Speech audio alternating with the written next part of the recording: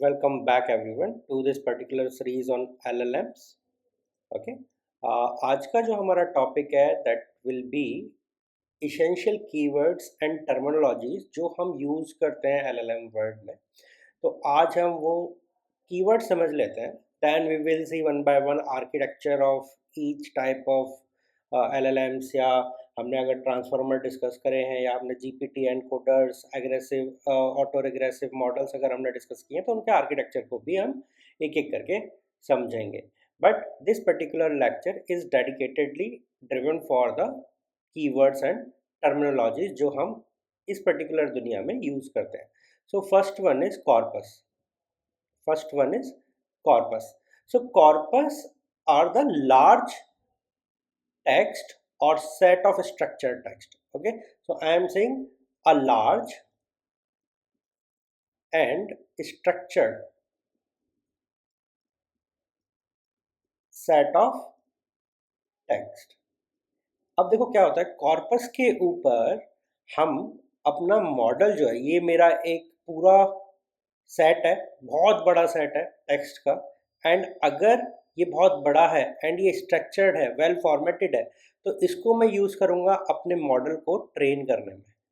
अपने मॉडल को ट्रेन करने में जब मैं इसको ट्रेन करने में यूज़ करूँगा तो डेफिनेटली देखो क्या होगा, कॉर्पस का साइज एंड क्वालिटी दोनों चीज़ मिलके इम्पैक्ट करेंगी मेरे मॉडल के बिहेवियर को. जितना ज़्यादा बड़ा कॉर्पस होगा उतना अच्छा, जितनी अच्छी क्वालिटी का मेरा कॉर्पस होगा उतना अच्छा. सो अगर आपको एलएलएम की दुनिया में वर्ड आता है कॉर्पस, तो कॉर्पस का मतलब सिंपल सा ये है कि यहाँ पे हम बहुत बड़े large amount of structured set of text की बात कर रहे हैं. Okay, then next term is tokens और टोकनाइजेशन. सो टोकनाइजेशन अगर आप देखोगे, आपने अगर चैट जीपीटी यूज़ किया है या आपने कोई दूसरा मॉडल यूज़ किया है, तो उसमें आपको दिख रहा होगा कि वहाँ पे वो बताते हैं कंजप्शन टोकन कितना हुआ या टोटल टोकन कितना यूज़ हुआ. अगर आप इन लोगों की सेल्स प्राइसिंग देखते हो, राइट, तो वहाँ पे रहता है पर मिलियन टोकन हम आपको $10 दें चार्ज करेंगे या $20 चार्ज करेंगे. तो इस टाइप की ये टोकनाइजेशन क्या चीज़ है, ये टोकन ही क्यों, कुछ और क्यों नहीं, पर एपीआई कॉल क्यों नहीं, टोकन ही क्यों. सो दिस टोकन बेसिकली क्या है कि हम जो पर्टिकुलर टेक्स्ट की बात कर रहे हैं, जो भी हमें टेक्स्ट हम फीड कर रहे हैं या हम उससे जनरेट करा रहे हैं, हम यूज़ कर रहे हैं ट्रेन करने के लिए, तो हम इस टेक्स्ट को स्मॉलर स्मॉलर यूनिट्स में तोड़ देते हैं, smaller units. And in units को हम टोकन कहते हैं, इन यूनिट्स को हम टोकन्स कहते हैं. तो क्या रहता है, let's say this is a book, ये मेरा एक पर्टिकुलर टेक्स्ट है. ओके, ना अगर मैं इसको टोकन्स में तोड़ता हूँ तो लेट से मेरे पास में यहाँ पे आ जाएगा, मैं वर्ड्स लेवल पे तोड़ दूँ तो दिस एक टोकन हो गया, इज एक हो गया, ए एक हो गया एंड बुक एक हो गया. कभी कभी क्या होता है कि इस टाइप से नहीं तोड़ के ये मिसमैच होते हैं, राइट, कि भाई मैं किस टाइप की लैंग्वेज में लिख रहा हूँ, मेरी लिमिट क्या है. लेट से मेरे टोकन की साइज अगर मैं फिक्स कर देता हूँ 3 कैरेक्टर्स रख सकता है वो, तो पहला token will be D, then space I, then S space A, then B double O, then K dot. तो इस टाइप से यहाँ पे एक अलग रूल था, यहाँ पे मैंने वर्ड वाला रूल बताया. तो आपका टोकन जो है, स्मॉलर यूनिट जो है, वो डिपेंड करता है आपका आर्किटेक्चर किस टाइप के टोकन्स को यूज़ कर रहा है, राइट, क्या उनका रूल बेस्ड है ना. अगर मैं बात करता हूँ कि मैं किसी लैंग्वेज को बोलता हूँ, लेट से मैं उर्दू या किसी और एक्स वाई जेड लैंग्वेज, जो भी अजीब सी लैंग्वेज है उसको लेता हूँ, तो क्या होगा, ये पहले यूनिकोड में कन्वर्ट होगा, ठीक है. तो यूनिकोड में कन्वर्ट होगा तो इस टाइप से ये लिखा जाएगा 3712 या समथिंग लाइक दैट. तो यहाँ पे देखो कोई एक्स वाई जेड लैंग्वेज थी जो कि इंग्लिश नहीं थी, अल्फा न्यूमेरिकल नहीं थी, तो मैं पहले उसे अल्फा न्यूमेरिकल सेंस में कन्वर्ट कर रहा हूँ एंड देन फिर मैं इसको यूज़ कर रहा हूँ. तो देखो क्या हो रहा है, मैं यहाँ के 3 एंड 3, ये मेरे 2 टोकन यूज़ हो रहे हैं. बट यहाँ पे अगर मैं देखूँ उस लैंग्वेज में तो आपको 2 करेक्टर दिखेंगे, बट डाउन द लाइन जब मैं उसको कन्वर्ट करने जाता हूँ उसे पर्टिकुलर यूनिकोड में कन्वर्ट करने के बाद, तो वहाँ पे वो 2 टोकन यूज़ होते हुए दिख रहे हैं.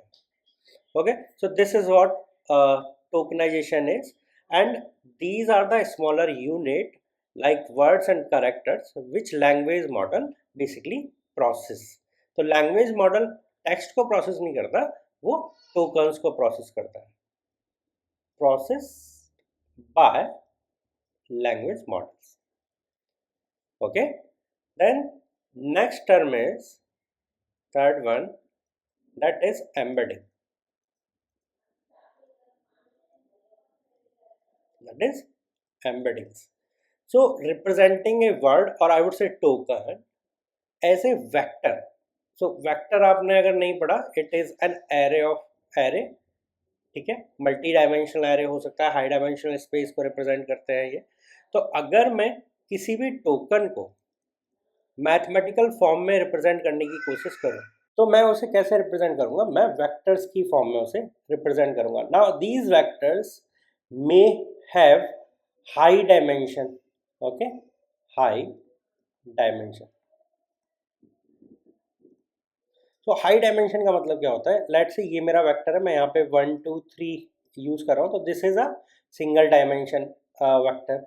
Then there is another 1 2 then 3 4, this is 2 dimension. तो ऐसे ही अगर मैं बात करता हूँ हाई डायमेंशन, तो कितना स्पेस की हम बात कर रहे हैं, वो उसको रिप्रेजेंट करता है. लेट से ये क्या चीज़ है मैं बताता हूँ. देखो, अगर मैं एक प्लेन को रिप्रेजेंट कर रहा हूँ, एक लाइन को रिप्रेजेंट करता हूँ, तो 1 represent this point, 2 represent this point, 3 represent this point. Okay, तो यहाँ पे मेरा ये सिंगल डायमेंशन हो गया. यहाँ पे सेकंड वाला जो एरे है, this represent X Y plane. ठीक है, ये ऊपर वाला लाइन था, देन दिस इज प्लेन.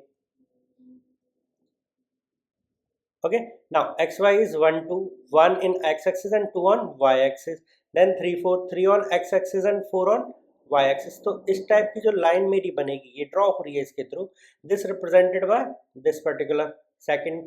आप यहाँ पे देखो 2 डायमेंशन हो गया. अगर मेरे पास में मल्टी डायमेंशन है, लेट्स से ये 3 डायमेंशन और कोई एक टाइम मेरा ये मेरा 4 डायमेंशन, तो इसको मैं कैसे रिप्रेजेंट करूंगा? That is what high dimension space है. ओके, यहाँ पे देखो डायमेंशन की मैं इंक्रीज करता जा रहा हूँ, एंड उसके पॉइंट्स को रिप्रेजेंट करने के लिए भी मुझे वेक्टर्स भी उतने ही हाई डायमेंशनल लगेंगे. ओके, तो इससे क्या होता है? बेसिकली एम्बेडिंग यूज होती है to capture semantic relationship of tokens. देखो क्या मतलब है इसका, ये मैंने लिख दिया कि मैंने किसी भी टोकन को तोड़ा, उसको एम्बेडिंग हाई डायमेंशन वेक्टर में कन्वर्ट किया, एंड दिस विल रिप्रेजेंट कि भाई उनकी सिमेंटिक रिलेशनशिप क्या है. इसका मतलब समझते हैं. लेट से मेरे पास में एक मल्टी डायमेंशन स्पेस है. Okay, and these round points represent something, and my task is कि मुझे एक आर्टिकल लिखना है ऑन सम टॉपिक, तो मैं उसका भी एक वेक्टर लाइन खींच लूंगा. तो मैं वेक्टर लाइन ये खींच ली, करेक्ट. आई वांट कि इस लाइन के अराउंड जो भी चीज़ें हैं वो डेफिनेटली इन्वॉल्व हो इस आर्टिकल राइटिंग में. तो देखो क्या होगा, इस लाइन के अराउंड मैं एक छोटा सा स्पेस टॉप साइड एंड एक बॉटम साइड ले लूँगा, एंड इतने पोर्शन को मैं कवर करता हुआ चलूँगा. तो ये मैंने यहाँ पे कवर किया, and on the other hand ये मैंने यहाँ पे पैरेलली कवर किया. तो ये जो पर्टिकुलर स्पेस है between these two dash lines, अगर मैं इनको कवर कर लेता हूँ, इन सारे पॉइंट्स को कवर कर लेता हूँ, तो मेरा आर्टिकल लिख जाएगा. बट उसी पॉइंट ऑफ टाइम में अगर आप देखो, इस पॉइंट को कवर करने का कोई औचित्य नहीं बनता इस पर्टिकुलर आर्टिकल राइटिंग में. सो ये क्या रिप्रेजेंट कर रहा है कि इस पर्टिकुलर लाइन पे अगर मैं आर्टिकल लिख रहा हूँ, तो उसका सिमेंटिक रिलेशनशिप किन किन अदर पॉइंट्स के साथ है, वो इस पॉइंट के साथ है, ना कि इस पॉइंट के. करेक्ट. तो ये चीज़ हम इजीली रिप्रेजेंट कर सकते हैं अगर हम एम्बेडिंग्स बना लेते हैं अपने टेक्सचुअल डेटा की. अगर आपको नहीं समझ आ रहा है, no issue, no issue, but just इसको ये समझो कि एक रिप्रेजेंटेशन है on a high dimension space. Okay, embedding is what, एक हाई डायमेंशन स्पेस में रिप्रेजेंटेशन है, ऑफ व्हाट, ऑफ टोकन्स, और I would say you can say words और यू कैन से टेक्स्ट. जो भी आपको अच्छा लगे, बट ये याद रखना हाई डायमेंशन स्पेस में रिप्रेजेंटेशन ऑफ टोकन्स है which we call as embeddings. Correct? Okay, then next very important is from the language model point of view, भाई मेरी fourth point this is context window क्या है। Context window क्या है? This is very important. So this is the range of input text a model can consider at one time.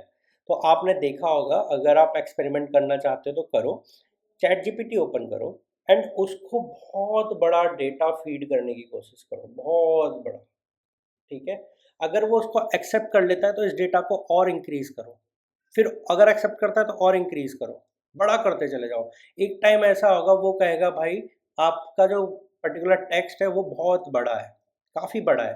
तो that बड़ा, उसकी जो लिमिट है, that is what context window is. देखो क्या होता है, एक पर्टिकुलर रेंज होती है, मेरा ये मॉडल है, इस मॉडल में मैं कितना डेटा फीड कर सकता हूँ एट ए टाइम, कितना डेटा मैं फीड कर सकता हूँ at a time, this is what context window is. This is what context window is. And ये इसेंशियल हो जाता है जब मैं कोई भी टास्क कर रहा होता हूँ यूजिंग प्रॉम्प्ट्स एंड मैं कोई से उसको फीड कर रहा हूँ डेटा कि भाई ये चीज़ है, इसके थ्रू आप समरी निकाल दो। तो लेट्स से मेरा एक एग्जांपल लेते हैं, ये मेरा मॉडल है, ठीक है, यहाँ पे मैंने एक बहुत बड़ा आर्टिकल फीड किया विच इज़ ऑफ 2000 करेक्टर्स और आई वुड से टोकन्स। ओके, एंड इस मॉडल की जो लैंग्वेज मॉडल है, इसकी जो कॉन्टेक्स्ट विंडो है दैट इज 3000 टोकन्स। तो ये मैंने फीड किया, फीड करने के बाद में मैंने बोला भाई इसकी समरी निकाल दो, तो ये देखो निकाल देगा, बिकॉज जो कॉन्टेक्स्ट विंडो है 3000 टोकन्स की, उसकी रेंज में आता है इनपुट मेरा। बट अगर मैं इसको इंक्रीज कर दूंगा 2000 से मैं इसे 4000 कर दूंगा, तो क्या होगा कि देखो ये फीड करने जाएगा लेकिन इसकी कॉन्टेक्स्ट विंडो में वो लाई नहीं करेगा। तो जब लाई नहीं करेगा तो दो चीज़ें हैं, या तो मैं आगे का ट्रिम आउट कर दूं, मैं आगे का ट्रिम आउट कर दूं, तो देखो प्रोसेस करके भी फ़ायदा क्या। तो प्री प्रोसेसिंग स्टेट पे हम उसको इस टाइप के कंटेंट को ब्लॉक कर देते हैं, ठीक है, जिससे कि हमारा मॉडल की प्रोसेसिंग जाया ना जाए, बेफालतू में ना हो जाए। ठीक है, तो ये मेरा कॉन्टेक्स्ट विंडो का कॉन्सेप्ट है। कॉन्टेक्स्ट विंडो आपको अगर समझ आ गया, देन यू विल से कि मुझे कितना डेटा फीड करना है किसी भी लैंग्वेज मॉडल में, वो मुझे आसानी से समझ आ जाएगा। And this is a art. इसी चीज़ को कॉन्टेक्स्ट विंडो को कंसीडर करते हुए मुझे मेरे प्रॉम्प्ट्स कैसे लिखते हैं वो आने चाहिए। ठीक है, मुझे मेरा प्रॉम्प्ट्स में डेटा कैसे फीड करना है वो आना चाहिए। देखो क्या होता है, आज के टाइम पे बहुत सारे एड्स आपको दिख रहे होंगे कि आपको हम प्रॉम्प्ट इंजीनियर बना देंगे, एंड प्रॉम्प्ट इंजीनियर की बहुत सारी सैलरी है, बहुत बड़ी सैलरी है, बट इन द एंड वो कर क्या रहा है, वो maximum data maximum data feed करने की कोशिश करते हैं with the limitation of this context window. एक उनके पास में लिमिटेशन है कि भाई मेरा कॉन्टेक्स्ट विंडो का साइज फिक्स है, बट ये मेरा 3000 है लेट से, बट मेरे पास में डेटा है जो 7000 वर्ड का है। अब ये बताओ मैं इसको कैसे फीड करूं। This is what the duty of prompt engineering is, कि वो इस डेटा को कैसे रिप्रेजेंट करें सो दैट वो एलएलएम को फीड कराया जा सके। Okay, and with proper instructions and proper constraints, वो भी चीज़ मुझे ध्यान में रखनी है। सो इसका रिप्रेजेंटेशन का तरीका हो सकता है, मैं इसमें CSV फॉर्मेट यूज़ कर सकता हूँ, मैं इसमें टैग्स यूज़ कर सकता हूँ, मैं इसमें एरे यूज़ कर सकता हूँ, उसको पर्टिकुलर एक्रोनियम दे सकता हूँ चीज़ों को, किस टाइप का डेटा है। तो जिस टाइप का डेटा है उसके बेसिस पे मैं ड्राइव करूँगा कि भाई मैं क्या यूज़ कर रहा हूँ। अगर मेरे लेट से एक नेटवर्क का डेटा है तो मैं यहाँ पे ग्राफ डेटा स्ट्रक्चर यूज़ करूँगा, राइट, एंड उसको फीड इन करूँगा।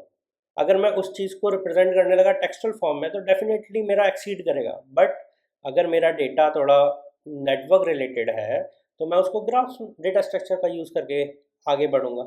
And this is how the duty of prompt engineer works, कि भाई आपको किस पॉइंट ऑफ टाइम में कौन सा डेटा स्ट्रक्चर यूज़ करना चाहिए आपके प्रॉम्प्ट्स को लिखने के लिए, पर्टिकुलर टास्क LLM से कराने के लिए। Okay, next point is sequence length. So I guess this is the fifth point. इस वीडियो में मैं ये लास्ट कवर करूंगा। I will continue with the next lecture, जहाँ पे मैं बाकी के भी बढ़ूंगा, बिकॉज ये लेक्चर अप्रोक्सीमेटली 10 मिनट एक्सीड कर गया है। तो fifth point is sequence length.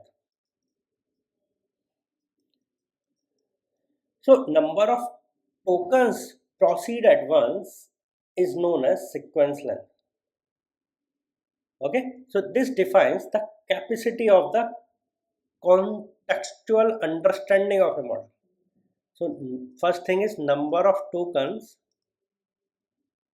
at once, and defines